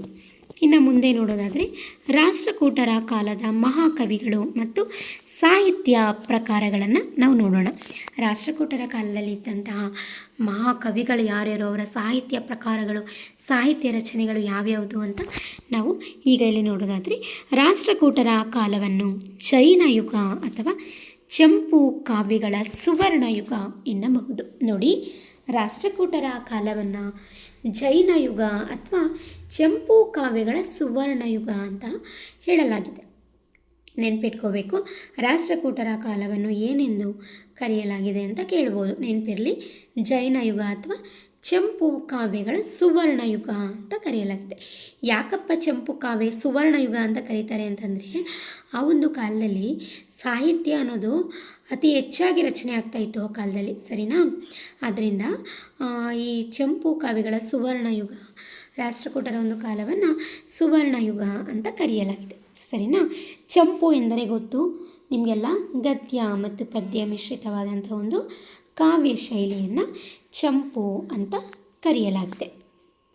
ಇನ್ನು ಇಲ್ಲಿದ್ದಂತಹ ಮಹಾಕವಿಗಳು ಮತ್ತು ಅವರ ಒಂದು ಕಾವ್ಯಗಳನ್ನು ನಾವು ನೋಡೋದಾದರೆ, ಮೊದಲನೇದಾಗಿ ಕವಿ ಪೊನ್ನ, ಕ್ರಿಸ್ತಶಕ 950. ರಾಜಾಶ್ರಯ, ರಾಷ್ಟ್ರಕೂಟರ ಪ್ರಸಿದ್ಧ ಅರಸ ಮೂರನೇ ಕೃಷ್ಣನ ಆಸ್ಥಾನ ಕವಿ. ಯಾರು? ಕವಿ ಪೊನ್ನ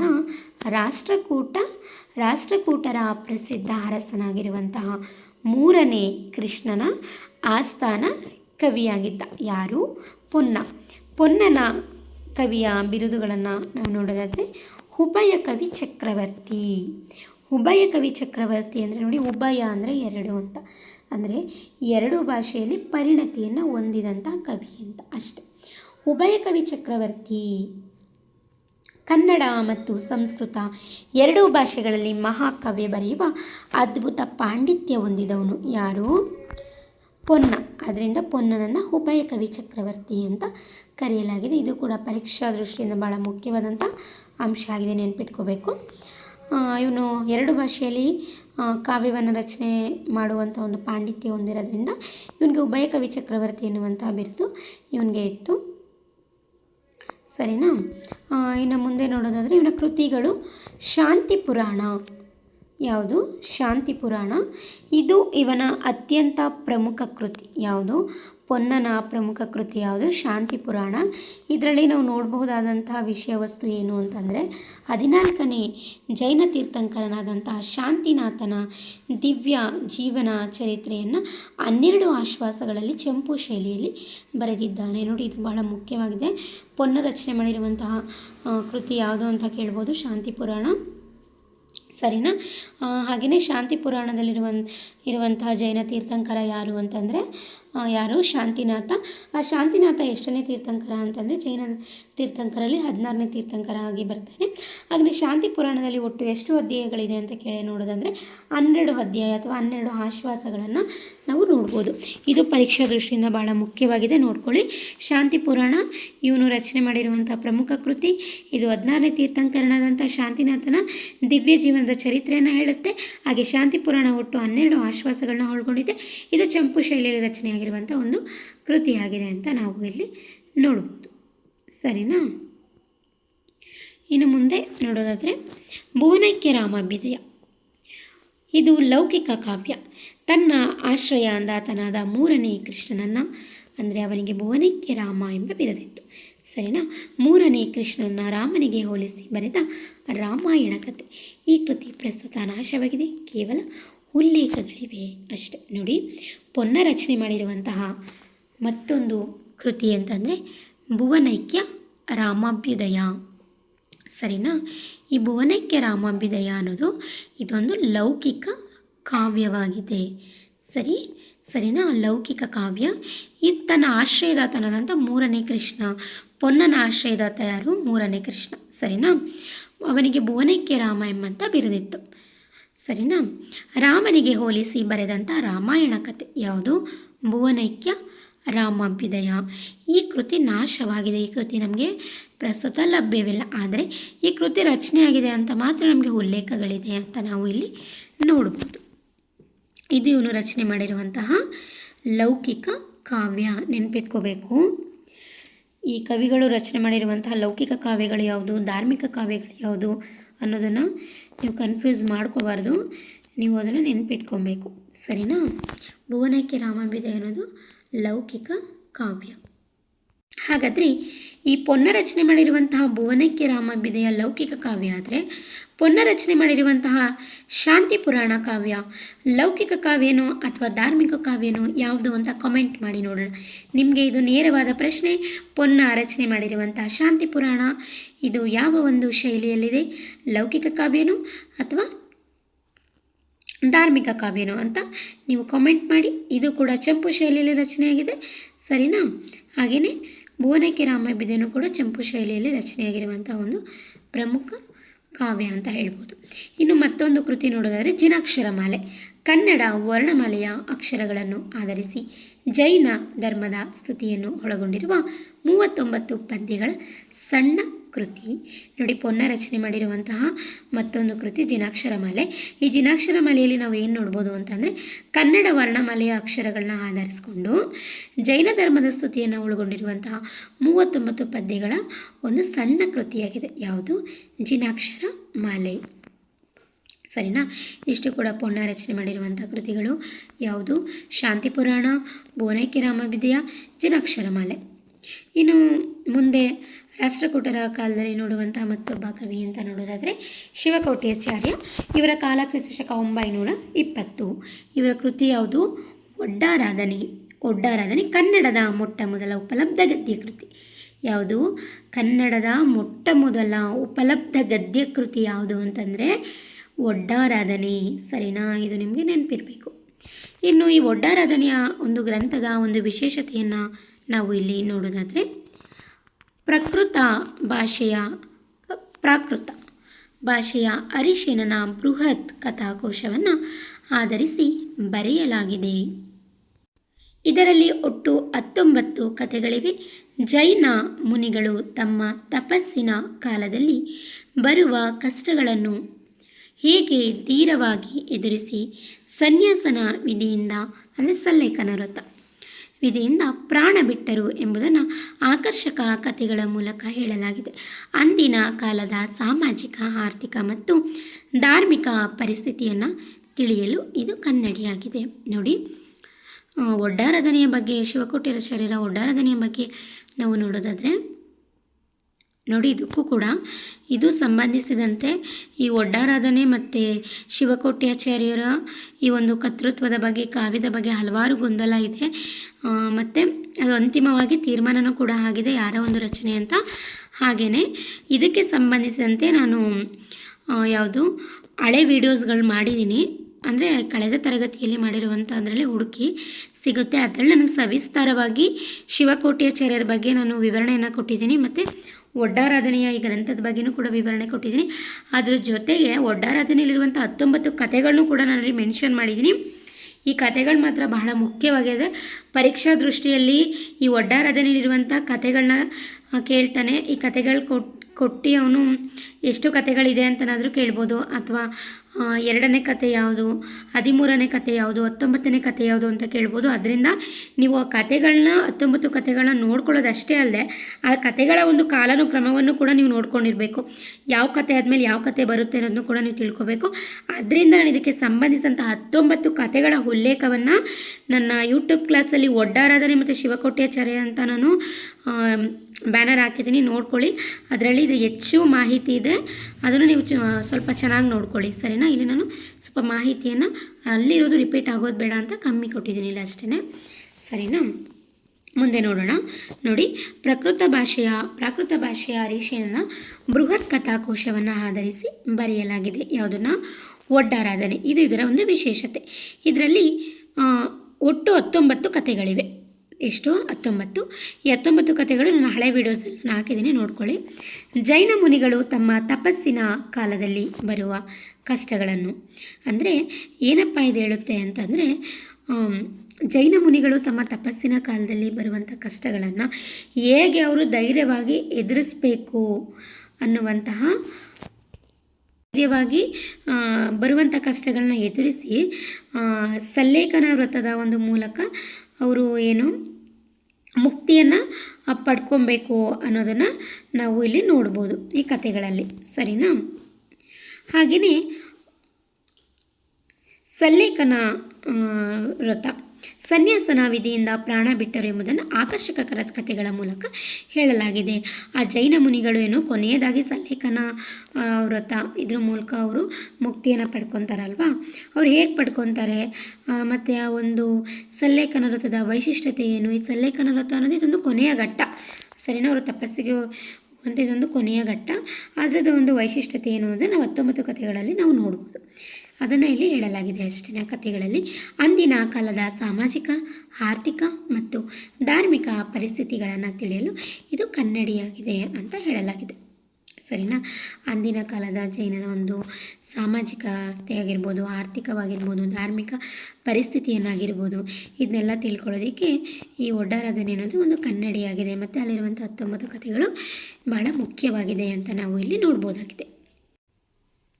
ಇನ್ನು ರಾಷ್ಟ್ರಕೂಟರ ಕಾಲದಲ್ಲಿ ಇದ್ದಂತಹ ಮತ್ತೊಬ್ಬ ಕವಿ ಅಂತ ನೋಡೋದಾದರೆ ಕವಿ ಪಂಪ.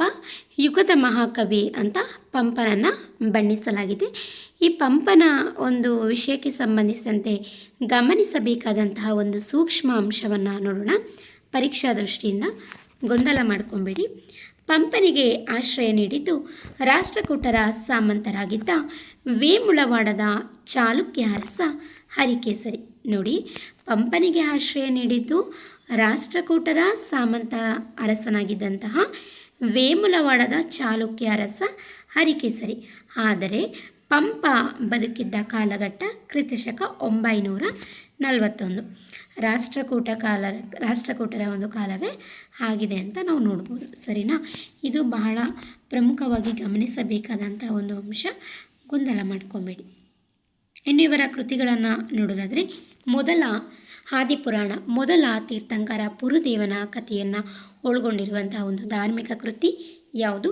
ಆದಿಪುರಾಣ. ಮತ್ತು ವಿಕ್ರಮಾರ್ಜುನ ವಿಜಯ, ಇದು ಯಾವುದು? ಇದೊಂದು ಲೌಕಿಕ ಕಾವ್ಯವಾಗಿದೆ. ಇದಕ್ಕೆ ಇರುವಂತಹ ಮತ್ತೊಂದು ಹೆಸರು ಪಂಪ ಭಾರತ, ಸರಿನಾ? ಇದು ಮಹಾಭಾರತದ ಕಥೆಯನ್ನು ಒಳಗೊಂಡಿದೆ. ಆಶ್ರಯದಾತ ಹರಿಕೇಸರಿಯನ್ನು ಅರ್ಜುನನಿಗೆ ಹೋಲಿಸಿ ಪಂಪ ಭಾರತವನ್ನು ರಚನೆ ಮಾಡಿದ್ದಾನೆ ಅಂತ ನಾವು ಇಲ್ಲಿ ನೋಡ್ಬೋದು. ಇದು ಪಂಪನಿಗೆ ಸಂಬಂಧಪಟ್ಟಂಥ ಕೆಲವು ಮುಖ್ಯವಾದಂಥ ವಿಚಾರಗಳಾಗಿದೆ. ಇದಕ್ಕೆ ಸಂಬಂಧಿಸಿದಂತೆ ವಿಸ್ತಾರವಾದಂತಹ ವಿಷಯ ಸಾಮಗ್ರಿಯನ್ನು ಮುಂದಿನ ತರಗತಿಯಲ್ಲಿ ನಾವು ಪಂಪಕವಿಯ ಒಂದು ಪ್ರತ್ಯೇಕವಾಗಿ ನಾವು ಪಂಪಕವಿ ಬಗ್ಗೆ ಅಧ್ಯಯನ ಮಾಡೋಣ. ಇನ್ನು ರಾಷ್ಟ್ರಕೂಟರ ಪ್ರಮುಖ ವೈಜ್ಞಾನಿಕ ಕೃತಿಗಳನ್ನು ನಾವು ನೋಡೋದಾದರೆ ಮಹಾವೀರಾಚಾರ್ಯ, ಸರಿನಾ? ಅಮೋಘ ವರ್ಷನ ಆಸ್ಥಾನದಲ್ಲಿದ್ದಂತಹ ಜೈನ ಗಣಿತಜ್ಞ, ಇದು ಬಹಳ ಮುಖ್ಯವಾಗಿದೆ, ನೆನ್ಪಿಟ್ಕೊಳ್ಳಿ. ಯಾರು? ಮಹಾವೀರಾಚಾರ್ಯ ಎನ್ನುವಂಥ ಕವಿ ಅಮೋಘ ವರ್ಷನ ಆಸ್ಥಾನದಲ್ಲಿದ್ದಂಥ ಒಬ್ಬ ಜೈನ ಗಣಿತಜ್ಞ, ಸರಿನಾ? ಗಣಿತ ಭಾಷೆಗೆ ಸಂಬಂಧಿಸಿದಂತೆ ಕೃತಿಯನ್ನು ರಚನೆ ಮಾಡಿದಂಥ ಕವಿ ಯಾರು? ಮಹಾವೀರಾಚಾರ್ಯ. ಇವನು ಯಾರ ಆಸ್ಥಾನದಲ್ಲಿದ್ದ? ರಾಷ್ಟ್ರಕೂಟರ ಆಸ್ಥಾನದಲ್ಲೇ ಇದ್ದಿದ್ದು, ಅಂದರೆ ಅಮೋಘ ವರ್ಷನ ನೃಪತುಂಗನ ಆಸ್ಥಾನದಲ್ಲಿ. ಇವರು ಸಂಸ್ಕೃತದಲ್ಲಿ ಗಣಿತ ಸಾರ ಸಂಗ್ರಹ ಅನ್ನೋದನ್ನು ಬರೆದಿದ್ದಾನೆ. ಯಾವ ಒಂದು ಭಾಷೆಯಲ್ಲಿ? ಸಂಸ್ಕೃತದಲ್ಲಿ ಗಣಿತ ಸಾರ ಎಂಬಂತಹ ಒಂದು ಕೃತಿಯನ್ನು ಕೂಡ ಬರೆದಿದ್ದಾನೆ. ಶೂನ್ಯದ ಗುಣಲಕ್ಷಣಗಳು, ಭಿನ್ನ ರಾಶಿಗಳ ಬಗ್ಗೆ ಇದರಲ್ಲಿ ಆಳವಾದ ಸಂಶೋಧನೆ ಇದೆ. ಯಾವುದು? ಮಹಾವೀರಾಚಾರ್ಯ ಅವರು ಬರೆದಿರುವಂತಹ ಗಣಿತ ಸಾರ ಸಂಗ್ರಹ. ಇದರಲ್ಲಿ ನಾವು ಶೂನ್ಯದ ಗುಣಲಕ್ಷಣಗಳು ಮತ್ತು ಭಿನ್ನ ರಾಶಿಗಳ ಬಗ್ಗೆ ಆಳವಾದಂತಹ ಒಂದು ಸಂಶೋಧನೆ ಇರೋದನ್ನು ಮತ್ತು ವಿಷಯ ಇರೋದನ್ನು ನಾವು ಈ ಮಹಾವೀರಾಚಾರ್ಯನ ಗಣಿತ ಸಾರ ಸಂಗ್ರಹದಲ್ಲಿ ನಾವು ನೋಡ್ಬೋದು. ಇವು ವೈಜ್ಞಾನಿಕ ಕೃತಿಗಳು. ಅವು ಸಾಹಿತ್ಯಿಕ ಕೃತಿಗಳಾದರೆ ಇವು ವೈಜ್ಞಾನಿಕ ಕೃತಿಗಳು. ತರ್ಕ ಅಂದರೆ ಒಂದು ಲೆಕ್ಕಕ್ಕೆ ಸಂಬಂಧಿಸಿದಂಥ ವೈಜ್ಞಾನಿಕ ಕೃತಿಗಳಾಗಿದೆ, ಲಾಜಿಕಲ್ ಆಗಿ ಸಂಬಂಧಿಸಿರುವಂಥ ಒಂದು ಕೃತಿಗಳು ಅಂತ ಹೇಳ್ಬೋದು. ಸರಿನಾ? ಇನ್ನು ಮುಂದೆ ನೋಡೋದಾದರೆ ಉಗ್ರಾದಿತ್ಯಾಚಾರ್ಯ ಅಮೋಘವರ್ಷನ ಕಾಲದ ವೈದ್ಯಕೀಯ ಜ್ಞಾನಿ. ನೋಡಿ, ಅಮೋಘವರ್ಷನ ಕಾಲದಲ್ಲಿದ್ದಂಥ ವೈದ್ಯಕೀಯ ಜ್ಞಾನಿ ಯಾವ ಒಂದು ಕವಿ ಅಂತಂದರೆ ಉಗ್ರಾದಿತ್ಯಾಚಾರ್ಯ. ಸರಿನಾ? ಇವರು ಕಲ್ಯಾಣಕಾರಕ ಎಂಬ ಆಯುರ್ವೇದ ಗ್ರಂಥವನ್ನು ರಚನೆ ಮಾಡಿದ್ದಾನೆ. ಇವರು ನೋಡಿ, ಮಹಾವೀರಾಚಾರ್ಯ ಏನು ಗಣಿತ ಸಾರ ಸಂಗ್ರಹ ಎನ್ನುವಂಥ ವೈಜ್ಞಾನಿಕ ಕೃತಿಯನ್ನು ರಚನೆ ಮಾಡಿದರೆ, ಇವರು ರಚನೆ ಮಾಡಿರುವಂಥ ಒಂದು ವೈಜ್ಞಾನಿಕ ಕೃತಿ ಯಾವುದು ಅಂತಂದರೆ ವೈದ್ಯಕೀಯ ಜ್ಞಾನಿ ಇವರು. ಸರಿನಾ? ಇವರು ರಚನೆ ಮಾಡಿರುವಂಥ ಕೃತಿ ಕಲ್ಯಾಣಕಾರಕ ಎನ್ನುವಂಥ ಒಂದು ಆಯುರ್ವೇದ ಗ್ರಂಥವನ್ನು ಇವರು ರಚನೆ ಮಾಡಿದ್ದಾರೆ. ಇವರು ಕೂಡ ಅಮೋಘವರ್ಷನ ಕಾಲದಲ್ಲಿದ್ದಂಥ ವೈದ್ಯಕೀಯ ಜ್ಞಾನಿ. ಸಂಪೂರ್ಣವಾಗಿ ಶಾಕಾಹಾರಿ ವೈದ್ಯ ಪದ್ಧತಿಯನ್ನು ಇದು ಪ್ರತಿಪಾದಿಸುತ್ತದೆ. ಶಾಕಾಹಾರಿ ಅಂತಂದರೆ ಸಸ್ಯಾಹಾರಿಗಳು ಅಂತ ಅಷ್ಟೇ. ಸರಿನಾ? ಸಂಪೂರ್ಣವಾಗಿ ಶಾಕಾಹಾರಿ ವೈದ್ಯ ಪದ್ಧತಿಯನ್ನು ಇದು ಪ್ರತಿನಿಧಿಸುತ್ತದೆ ಅಂತ ಹೇಳಲಾಗಿದೆ. ಯಾವುದು? ಕಲ್ಯಾಣಕಾರಕ ಎಂಬಂಥ ಒಂದು ಗ್ರಂಥ. ಅದೇ ನೋಡೋದಾದರೆ ಶಾಕಟಾಯನ ಅಮೋಘವರ್ಷನ ಆಸ್ಥಾನದ ವ್ಯಾಕರಣ ತಜ್ಞ. ಯಾರು? ಶಾಕಟಾಯನ ಅನ್ನೋನು ಅಮೋಘವರ್ಷನ ಕಾಲದಲ್ಲಿದ್ದಂಥ ಒಬ್ಬ ವ್ಯಾಕರಣ ಪಂಡಿತ. ಇವರು ಕೂಡ ಅಮೋಘ ವೃತ್ತಿ ಎನ್ನುವಂಥ ಒಂದು ಸಂಸ್ಕೃತ ವ್ಯಾಕರಣ ಗ್ರಂಥವನ್ನು ರಚನೆ ಮಾಡಿದ್ದಾರೆ. ಯಾವುದು? ಅಮೋಘ ವೃತ್ತಿ ಎನ್ನುವಂತಹ ಒಂದು ಸಂಸ್ಕೃತ ವ್ಯಾಕರಣ ಗ್ರಂಥವನ್ನು ಶಾಕಟಾಯನ ಎನ್ನುವಂತಹ ಕವಿ ರಚನೆ ಮಾಡಿದ್ದಾರೆ ಅಂತ ನೋಡ್ಬೋದು. ಈ ಎಲ್ಲ ಕೃತಿಗಳು ಏನು ವೈಜ್ಞಾನಿಕ ಕೃತಿಗಳು, ಅಮೋಘವರ್ಷನ ಕಾಲದಲ್ಲಿ ರಚನೆಯಾಗಿರುವಂಥ ವೈಜ್ಞಾನಿಕ ಕೃತಿಗಳಾಗಿವೆ ಅಂತ ನಾವು ನೋಡ್ಬೋದು. ಕೇವಲ ಜೈನ ಕೃತಿಗಳಷ್ಟೇ ಅಲ್ಲದೆ, ಜೈನ ಧರ್ಮಕ್ಕೆ ಸಂಬಂಧಿಸಿದಂಥ ಅಷ್ಟೇ ಕೃತಿಗಳು ಅಲ್ಲದೆ ವೈಜ್ಞಾನಿಕತೆಗೆ ಸಂಬಂಧಿಸಿದಂತಹ ಒಂದು ಕೃತಿಗಳು ಕೂಡ ರಚನೆಯಾಗಿದೆ ಅಂತ ನಾವು ನೋಡ್ಬೋದಾಗಿದೆ. ಇನ್ನು ರಾಷ್ಟ್ರಕೂಟರಲ್ಲಿ ಮತ್ತೊಂದು ವಿಷಯವನ್ನು ಗಮನಿಸೋದಾದರೆ, ಸಾಹಿತ್ಯಿಕವಾಗಿ ಶಾಸನಗಳು, ಭಾಷಾ ವಿಕಾಸ ಮತ್ತು ಸಾಂಸ್ಕೃತಿಕ ಕೊಡುಗೆಯನ್ನು ನಾವು ನೋಡೋದಾದರೆ, ರಾಷ್ಟ್ರಕೂಟರ ಕಾಲದ ಶಾಸನಗಳು ಕೇವಲ ರಾಜರ ಆಜ್ಞೆಗಳಾಗಿರದೆ ಉನ್ನತ ಸಾಹಿತ್ಯಿಕ ಚೆಂಪು ಶೈಲಿಯ ಗುಣಲಕ್ಷಣಗಳನ್ನು ಹೊಂದಿದವು. ನೋಡಿ, ರಾಷ್ಟ್ರಕೂಟರ ಕಾಲದ ಶಾಸನಗಳು ಕೇವಲ ರಾಜರ ಆಜ್ಞೆಗಳನ್ನು ಮಾತ್ರ ಆ ಶಾಸನಗಳು ಒಳಗೊಂಡಿರಲಿಲ್ಲ. ಸರಿನಾ? ಉನ್ನತ ಸಾಹಿತ್ಯಿಕ ಚೆಂಪು ಶೈಲಿಯ ಗುಣಲಕ್ಷಣಗಳನ್ನು ಕೂಡ ಆ ಶಾಸನಗಳು ಒಳಗೊಂಡಿತ್ತು ಅನ್ನೋದನ್ನು ನಾವು ಇಲ್ಲಿ ನೋಡ್ಬೋದು. ಕೇವಲ ರಾಜನ ಆಜ್ಞೆಗಳಿಗಾಗಿ ಮಾತ್ರ ಅವರು ಶಾಸನಗಳನ್ನ ಕೆತ್ತಿಸ್ತಾ ಇರಲಿಲ್ಲ. ಉನ್ನತ ಸಾಹಿತ್ಯಿಕ ಚೆಂಪು ಶೈಲಿಯ ಗುಣಲಕ್ಷಣಗಳಿಗೂ ಕೂಡ ಅವರು ಏನು ಮಾಡ್ತಾಯಿದ್ರು? ಶಾಸನಗಳನ್ನ ಕೆತ್ತಿಸ್ತಾ ಇದ್ರು. ಚೆಂಪು ಶೈಲಿಯಲ್ಲಿ ಸಾಹಿತ್ಯಕ್ಕೂ ಕೂಡ ಶಾಸನಗಳನ್ನ ಕೆತ್ತಿಸ್ತಾ ಇದ್ರು ಅನ್ನೋದನ್ನು ನಾವು ನೋಡ್ಬೋದು. ಪ್ರಮುಖ ಶಾಸನಗಳ ವಿಶ್ಲೇಷಣೆಯನ್ನು ನೋಡೋದಾದರೆ, ಹಲಸಿ ಮತ್ತು ಸೌಂದಂತಿ ಶಾಸನಗಳು. ಏನು? ಹಲಸಿ ಮತ್ತು ಸೌಂದಂತಿ ಶಾಸನಗಳನ್ನ ನೋಡೋದಾದರೆ, ಇವು ಕನ್ನಡ ಲಿಪಿಯ ಮತ್ತು ಭಾಷೆಯ ಸ್ಥಿತ್ಯಂತರವನ್ನು, ಅಂದರೆ ಪೂರ್ವದ ಹಳಗನ್ನಡದಿಂದ ಹಳಗನ್ನಡಕ್ಕೆ ಬದಲಾಗುವ ಹಂತ. ಸರಿನಾ? ನೋಡಿ, ಈ ಹಲಸಿ ಮತ್ತು ಸೌಂದತ್ತಿ ಶಾಸನಗಳು ಏನನ್ನು ಪ್ರತಿನಿಧಿಸ್ತವೆ ಅಂತಂದರೆ, ಇವು ಕನ್ನಡ ಲಿಪಿ ಮತ್ತು ಭಾಷೆಯ ಸ್ಥಿತ್ಯಂತರವನ್ನು, ಅಂದರೆ ಪೂರ್ವದ ಹಳಗನ್ನಡದಿಂದ ಹಳಗನ್ನಡಕ್ಕೆ ಬದಲಾಗುತ್ತಿರುವಂತಹ ಒಂದು ಹಂತವನ್ನು ಸ್ಪಷ್ಟವಾಗಿ ತೋರಿಸುವಂತಹ ಒಂದು ಶಾಸನಗಳು ಯಾವುದು? ಹಲಸಿ ಮತ್ತು ಸೌಂದಂತಿ ಶಾಸನಗಳು. ಇವು ಪೂರ್ವದ ಹಳೆಗನ್ನಡದಿಂದ ಹಳೆಗನ್ನಡಕ್ಕೆ ವಾಲುತ್ತಿರುವಂತಹ ಒಂದು ಶೈಲಿಯನ್ನು ನಮಗೆ ಸ್ಪಷ್ಟವಾಗಿ ತೋರಿಸುತ್ತೆ. ಇನ್ನು ಕಲಸ ಶಾಸನವನ್ನು ನೋಡೋದಾದರೆ, ಕ್ರಿಸ್ತಶಕ 930 4ನೇ ಗೋವಿಂದನ ಕಾಲದ ಶಾಸನ. ಯಾವುದು? ಕಲಸ ಶಾಸನ ಅನ್ನೋದು 4ನೇ ಗೋವಿಂದನ ಕಾಲದ ಶಾಸನವಾಗಿದೆ. ಇದನ್ನು ಕವಿ ರಾಜರಾಜ ಎಂಬ ಆಸ್ಥಾನ ಕವಿ ಕೆತ್ತಿದನು. ಇದನ್ನು ಕೆತ್ತಿದಂತಹ ರಾಜ ಯಾರು? ಕವಿ ರಾಜರಾಜ ಎನ್ನುವಂಥ ಕವಿ. ಸರಿನಾ? ಇದರಲ್ಲಿ ಬಳಕೆಯಾಗಿರುವ ಭಾಷೆ ಪ್ರೌಢಕಾವ್ಯದಂತಿದೆ. ಇಲ್ಲಿ ಬಳಕೆಯಾಗಿರುವಂಥ ಭಾಷೆಯನ್ನು ನೋಡೋದಾದರೆ ಪ್ರೌಢಕಾವ್ಯ ಭಾಷೆಯಲ್ಲಿ ರಚನೆಯಾಗಿರೋದನ್ನು ನಾವು ಇಲ್ಲಿ ನೋಡ್ಬೋದಾಗಿದೆ, ಇಲ್ಲಿ ಕಲಸ ಶಾಸನದಲ್ಲಿ. ಇನ್ನು ಮುಂದೆ ನೋಡೋದಾದರೆ ಬೇಗೂರು ಶಾಸನ, ಕ್ರಿಸ್ತಶಕ 900 ಬೆಂಗಳೂರಿನ ಬೇಗೂರು ಬಳಿ ಸಿಕ್ಕಿರುವ ಶಾಸನ. ಇದರಲ್ಲಿ ಗಂಗರ ಮತ್ತು ರಾಷ್ಟ್ರಕೂಟರ ನಡುವೆ ನಡೆದ ತುಂಬೆಪಾಡಿ ಯುದ್ಧದ ವಿವರಣೆ ಇದೆ. ಯುದ್ಧದಲ್ಲಿ ಮರಣ ಹೊಂದಿದ ಬುಟ್ಟಣ್ಣ ಶೆಟ್ಟಿ ಎಂಬ ವೀರನ ಪರಾಕ್ರಮವನ್ನು ಕನ್ನಡ ಗದ್ಯದಲ್ಲಿ ಅತ್ಯಂತ ಸುಂದರವಾಗಿ ಕೆತ್ತಲಾಗಿದೆ. ಇದರಲ್ಲಿ ಬೆಂಗಳೂರು ಎಂಬ ಹೆಸರು ಬೆಂಗಳೂರು ಎಂದೇ ಮೊದಲ ಬಾರಿಗೆ ದಾಖಲಾಗಿದೆ. ನೋಡಿ, ನಮಗೆ ಬಹಳ ಮುಖ್ಯವಾಗಿರುವಂತಹ ಒಂದು ಸಂಗತಿ ನೋಡಿ, ಏನು ಬೆಂಗಳೂರು ಶಾಸನ ಅನ್ನೋದನ್ನು ಕೂಡ ನಾವಿಲ್ಲಿ ನೋಡ್ಬೋದು. ಕ್ರಿಸ್ತಶಕ 905 ಕಾಲ ಬೆಂಗಳೂರಿನ ಬೇಗೂರು ಬಳಿ ಸಿಕ್ಕಿದಂಥ ಶಾಸನ. ಬೆಂಗಳೂರಿನ ಬೇಗೂರು ಬಳಿ ಇರುವಂತಹ ಬೇಗೂರಿನಲ್ಲಿ ಸಿಕ್ಕಿರುವಂಥ ಒಂದು ಶಾಸನ. ಅದಕ್ಕೆ ಇದನ್ನು ಬೆಂಗಳೂರು ಶಾಸನ ಅಂತ ಕರೆಯಲಾಗಿದೆ. ಇದರಲ್ಲಿ ಗಂಗರ ಮತ್ತು ರಾಷ್ಟ್ರಕೂಟರ ನಡುವೆ ಏನು ಗಂಗರ ಮತ್ತು ರಾಷ್ಟ್ರಕೂಟರ ನಡುವೆ ನಡೆದಂತಹ ತುಂಬೆಪಾಡಿ, ಯಾರ್ಯಾರ ನಡುವೆ ಗಂಗರು ಮತ್ತು ರಾಷ್ಟ್ರಕೂಟರು ಇವ್ರ ನಡುವೆ ನಡೆದಂತಹ ತುಂಬೆಪಾಡಿ ಯುದ್ಧದ ವಿವರಣೆ ಇರೋದನ್ನು ನಾವು ಇಲ್ಲಿ ನೋಡ್ಬೋದು. ಯುದ್ಧದಲ್ಲಿ ಮರಣ ಹೊಂದಿದ ಬುಟ್ಟಣಶೆಟ್ಟಿ, ಯುದ್ಧದಲ್ಲಿ ಮರಣ ಹೊಂದಿದ ಬುಟ್ಟಣಶೆಟ್ಟಿ ಎಂಬಂಥ ವೀರನ ಪರಾಕ್ರಮವನ್ನು ಕನ್ನಡ ಗದ್ಯದಲ್ಲಿ ಅತ್ಯಂತ ಸುಂದರವಾಗಿ ಕೆತ್ತಲಾಗಿರೋದನ್ನು ನಾವು ನೋಡ್ಬೋದು. ಆಯಿತಾ? ಹಾಗೆಯೇ ಇದರಲ್ಲಿ ಬೆಂಗಳೂರು ಎಂಬಂತಹ ಹೆಸರು ಬೆಂಗಳೂರು ಎಂದೇ ಮೊದಲ ಬಾರಿಗೆ ದಾಖಲಾಗಿರೋದನ್ನು ನಾವು ಪ್ರಸ್ತುತ ಈ ಶಾಸನದಲ್ಲಿ ನಾವು ನೋಡ್ಬೋದಾಗಿದೆ. ಆಯಿತಾ? ಇನ್ನು ಸಾಂಸ್ಕೃತಿಕ ಮತ್ತು ಧಾರ್ಮಿಕ ಕೊಡುಗೆಯನ್ನು ನಾವು ನೋಡೋದಾದರೆ ಧಾರ್ಮಿಕ ಸಹಿಷ್ಣುತೆ ನೋಡಿ, ರಾಷ್ಟ್ರಕೂಟರ ಅರಸರು ಹೆಚ್ಚಾಗಿ ಜೈನ ಧರ್ಮಕ್ಕೆ ಆಶ್ರಯ ನೀಡಿದರು. ಅವರು ಅಂದರೆ ದೃಪತುಂಗ, ಕೃಷ್ಣ ಇವರೆಲ್ಲ ಜೈನ ಧರ್ಮೀಯರು. ವೈದಿಕ, ಹಿಂದೂ ಮತ್ತು ಬೌದ್ಧ ಧರ್ಮಗಳಿಗೂ ಸಮಾನ ಆಶ್ರಯ ನೀಡಿದರು. ಎಲ್ಲೋರಾದಲ್ಲಿ ಜೈನ, ಬೌದ್ಧ ಮತ್ತು ಹಿಂದೂ 3 ಧರ್ಮದ ಗುಹೆಗಳು ಒಟ್ಟಿಗೆ ಇರುವುದೇ ಇದಕ್ಕೆ ಸಾಕ್ಷಿ. ನೋಡಿ, ರಾಷ್ಟ್ರಕೂಟರ ರಾಜರುಗಳು ಧಾರ್ಮಿಕ ಸಹಿಷ್ಣುತೆಯನ್ನು ಹೊಂದಿದ್ರು. ಅಂದರೆ ಎಲ್ಲ ಧರ್ಮವನ್ನು ಕೂಡ ಸಮಾನವಾಗಿ ಅವರು ನೋಡ್ತಾ ಇದ್ರು. ಆಯಿತಾ? ಉದಾಹರಣೆಯಾಗಿ ನೋಡೋದಾದರೆ ರಾಷ್ಟ್ರಕೂಟರ ಅರಸರು ಹೆಚ್ಚಾಗಿ ಜೈನ ಧರ್ಮಕ್ಕೆ ಆಶ್ರಯವನ್ನು ನೀಡಿದರು. ಈಗ ನೃಪತುಂಗ ಆಗಿರ್ಬೋದು, ಕೃಷ್ಣ ಈ ರಾಜ ಇವರೆಲ್ಲ ಕೂಡ ಜೈನ ಧರ್ಮೀಯರು. ಇವರೆಲ್ಲ ಜೈನ ಧರ್ಮಕ್ಕೆ ಆಶ್ರಯವನ್ನು ನೀಡಿದರು. ಆಯಿತಾ? ವೈದಿಕ ಅಂದರೆ ಹಿಂದೂ, ವೈದಿಕ ಮತ್ತು ಬೌದ್ಧ ಧರ್ಮಗಳಿಗೂ ಕೂಡ ಇವರು ಆಶ್ರಯವನ್ನು ನೀಡಿದರು. ಕೇವಲ ಇವರು ಜೈನ ಧರ್ಮಕ್ಕೆ ಮಾತ್ರ ಅಷ್ಟೇ ಅಲ್ಲದೆ ವೈದಿಕ ಧರ್ಮ, ಬೌದ್ಧ ಧರ್ಮಗಳಿಗೂ ಕೂಡ ಇವರು ಆಶ್ರಯವನ್ನು ನೀಡಿದರು. ಎಲ್ಲೋರಾದಲ್ಲಿ ಜೈನ, ಬೌದ್ಧ ಮತ್ತು ಹಿಂದೂ 3 ಧರ್ಮದ ಗುಹೆಗಳನ್ನು ಒಟ್ಟಿಗೆ ಇವರು ನಿರ್ಮಿಸಿರೋದೇ ಧಾರ್ಮಿಕ ಸಹಿಷ್ಣುತೆಗೆ ಒಂದು ಸಾಕ್ಷಿಯಾಗಿ ನಿಂತಿದೆ ಅಂತ ನಾವು ಇಲ್ಲಿ ನೋಡ್ಬೋದಾಗಿದೆ. ಇನ್ನು ಕನ್ನಡ ಭಾಷೆಯ ಹರಡುವಿಕೆಯನ್ನು ನಾವು ಇಲ್ಲಿ ನೋಡೋದಾದರೆ ಮಹಾರಾಷ್ಟ್ರದ ನಾಸಿಕ್, ಎಲ್ಲೋರ ಮತ್ತು ಮಧ್ಯಪ್ರದೇಶದ ಜಬಲ್ಪುರದವರೆಗೆ ರಾಷ್ಟ್ರಕೂಟರ ಕನ್ನಡ ಶಾಸನಗಳು ಸಿಕ್ಕಿವೆ. ನೋಡಿ, ಕನ್ನಡ ಭಾಷೆಯ ಹರಡುವಿಕೆಯನ್ನು ನಾವಿಲ್ಲಿ ನೋಡೋದಾದರೆ ಮಹಾರಾಷ್ಟ್ರದ ನಾಸಿಕಲ್ಲಿ, ಎಲ್ಲೋರ ಮತ್ತು ಮಧ್ಯಪ್ರದೇಶದ ಜಬಲ್ಪುರದವರೆಗೂ ಕೂಡ ರಾಷ್ಟ್ರಕೂಟರ ಕನ್ನಡ ಶಾಸನಗಳು ಸಿಕ್ಕಿರೋದು ಕನ್ನಡ ಭಾಷೆಯ ಒಂದು ಹಿರಿಮೆಯನ್ನು ಅದು ಸೂಚಿಸುತ್ತದೆ ಅಂತ ನಾವು ಇಲ್ಲಿ ನೋಡ್ಬೋದಾಗಿದೆ.